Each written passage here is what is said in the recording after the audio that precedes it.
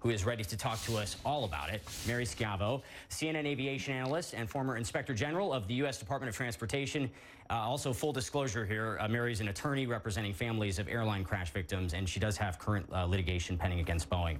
Mary, it's good to have you on Newsstream, and I'm curious what's your take on the significance that this is now, in the U.S., a criminal investigation?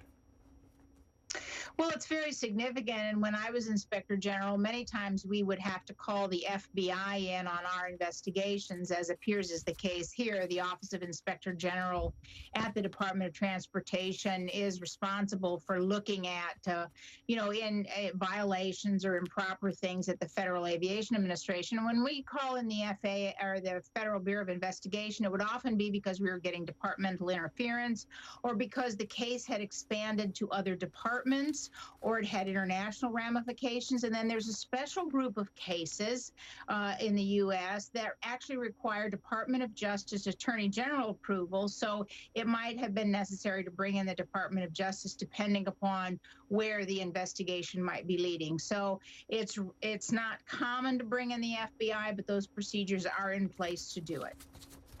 And Boeing is still building these planes, not delivering them, but building them. They say that there's a software patch and pilot training to address the issues. Are you convinced? No, because this software patch has been in the works since Lion Air.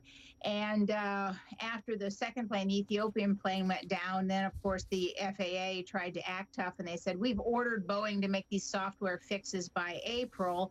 But the FAA issued that edict on the day that the search or that the subpoenas went out. So it looks like the FAA is still reacting to Boeing. And here's the problem for the United States. It was the FAA, even after the second crash, that said the plane was safe, even though they had no idea.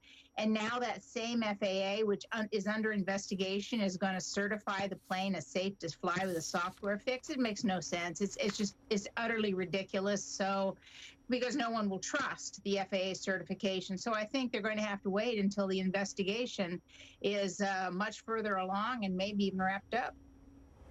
I think the question a lot of people asking, would I want to fly on one of these planes? And I think for many, the answer would be no. Mary Schiavo, thanks for your expertise. Appreciate it.